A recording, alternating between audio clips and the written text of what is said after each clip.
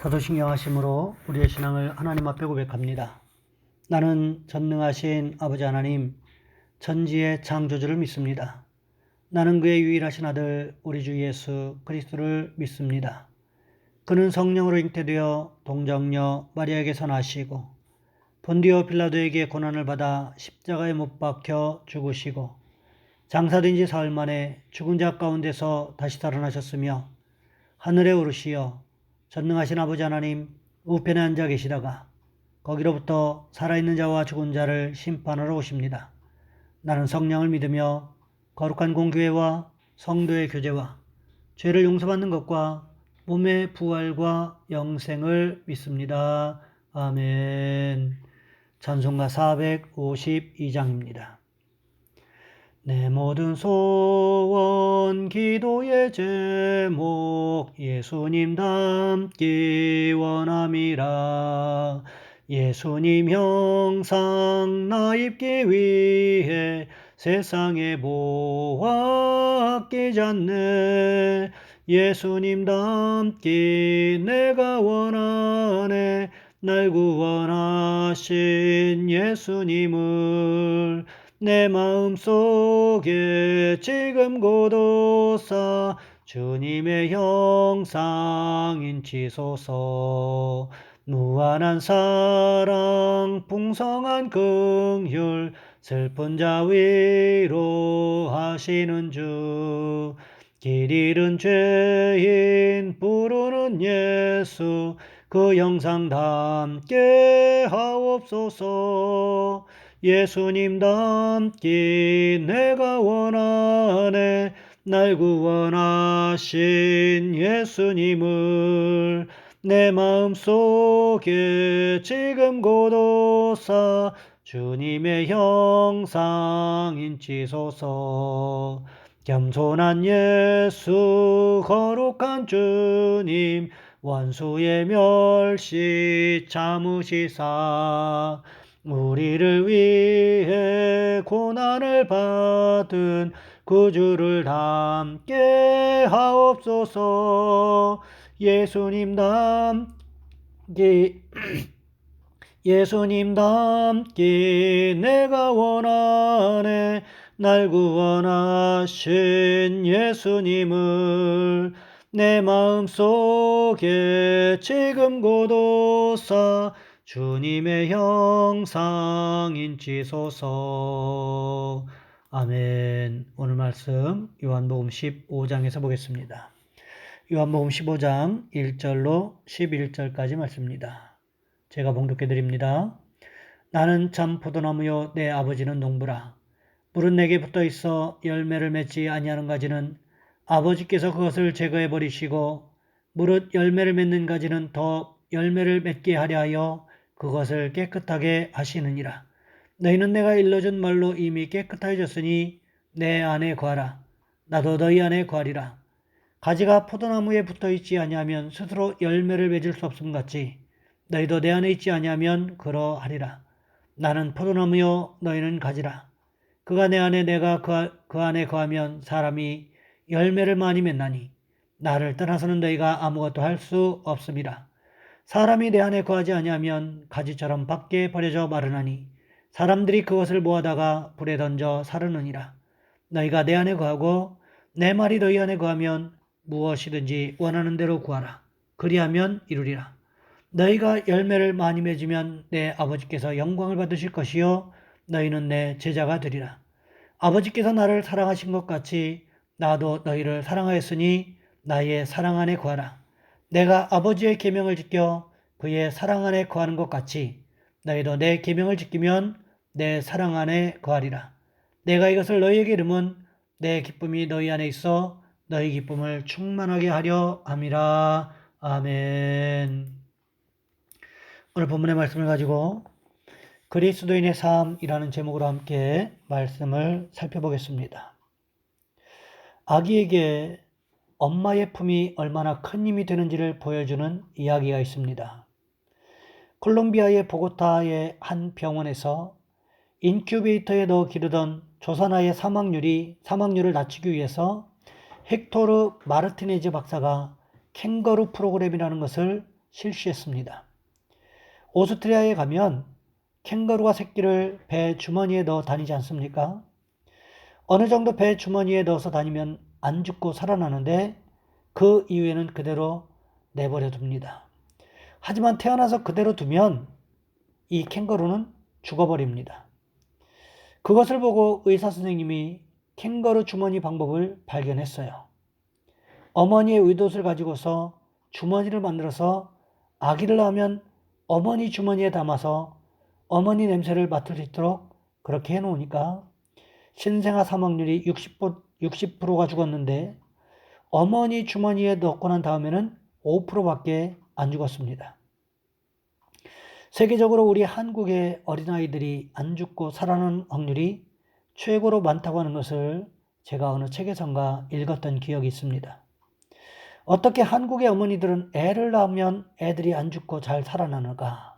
다른 나라에서는 많이 죽었는데 우리 한국 어머니들은 빨간 핏덩어리들을 등에 업고 다닙니다. 태어나면 얼마 안 있어 등에 업고서 어린애를 업고서 일하고 그러다가 아이가 배가 고파서 칭얼대면 싹 돌려서 젖 먹이고 그 다음 다시 싹 돌려서 업고서는 일을 합니다. 어머니하고 6개월이고 1년이고 이렇게 붙어있기 때문에 엄마 냄새를 맡고 그래서 어린아이들이 안 죽고 산다는 거지요. 그러면 우리는 영적으로 안 죽고 살아나기 위해서는 어떻게 될까요?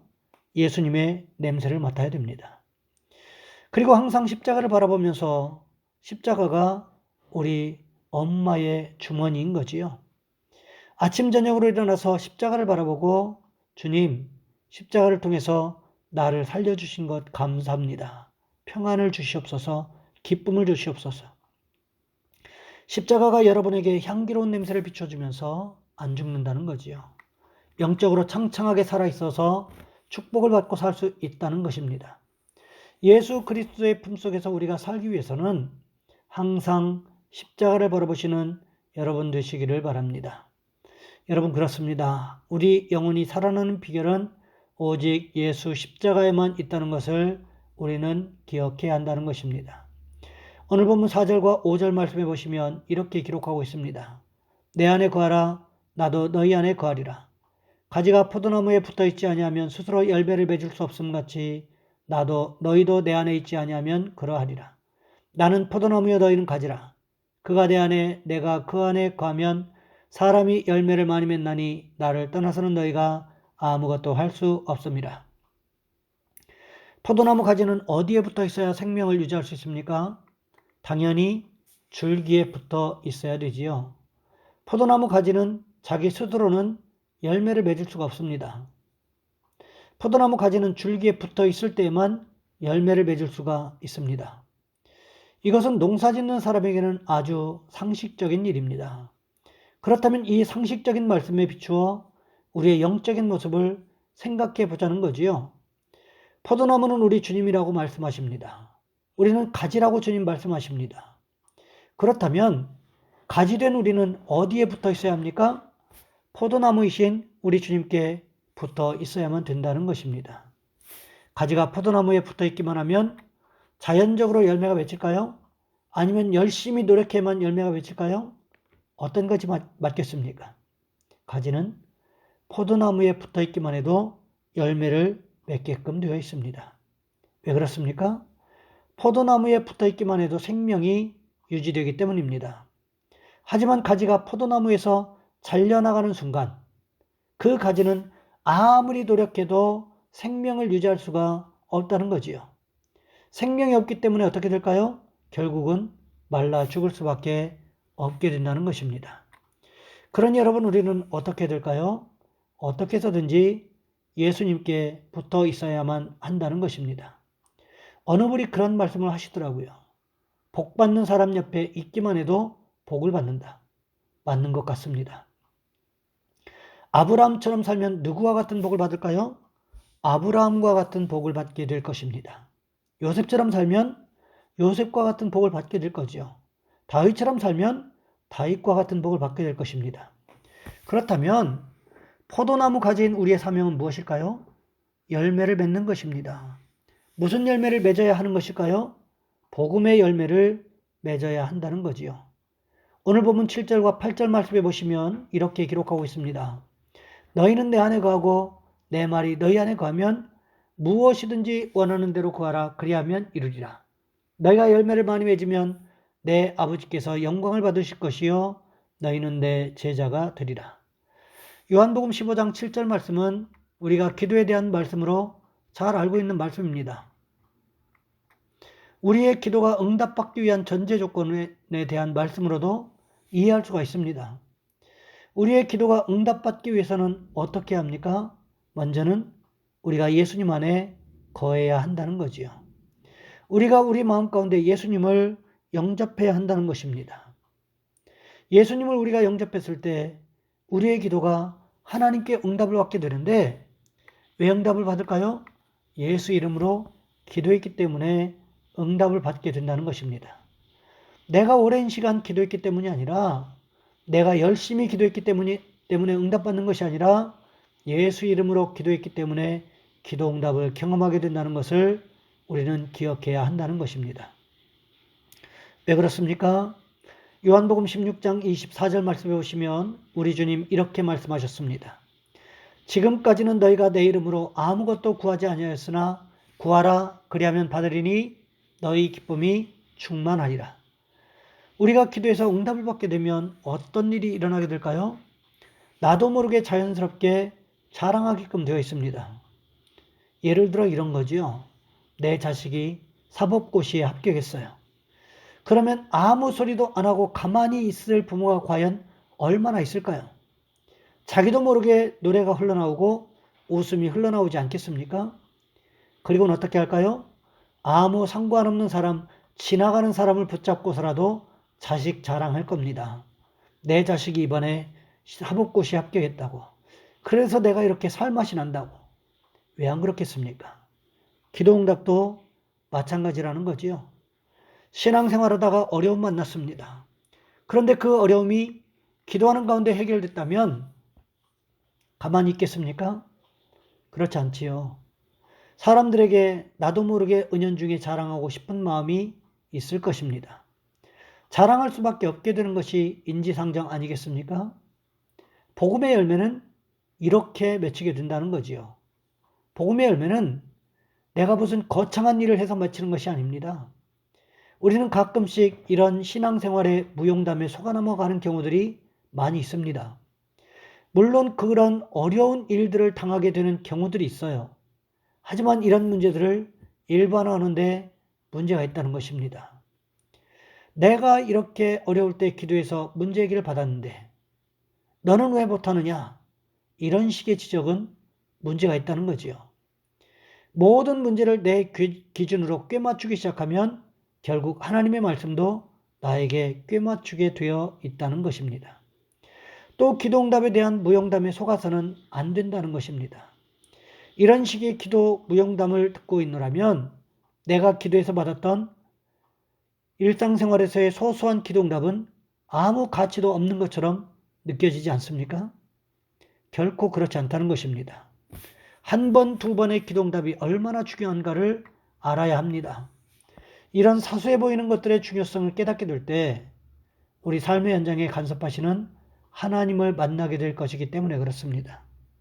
뿐만 아니라 우리의 삶을 만지시는 성령님의 역사하심을 통하여 복음의 열매가 맺히게 된다는 것을 우리는 고백하게 될 것이기 때문에 그렇습니다. 바라기는 우리 모든 성도들께서 이런 소소해 보이는 기도응답들을 통해서 복음의 열매를 맺어가는 축복이 있으시기를 주님의 이름으로 부탁을 드립니다. 이 시간 우리 한 목소리 함께 기도합니다. 주님, 우리도 주님 앞에 간절히 기도하게 하시고 기도 응답을 경험하는 삶을 살아가게 도와주옵소서.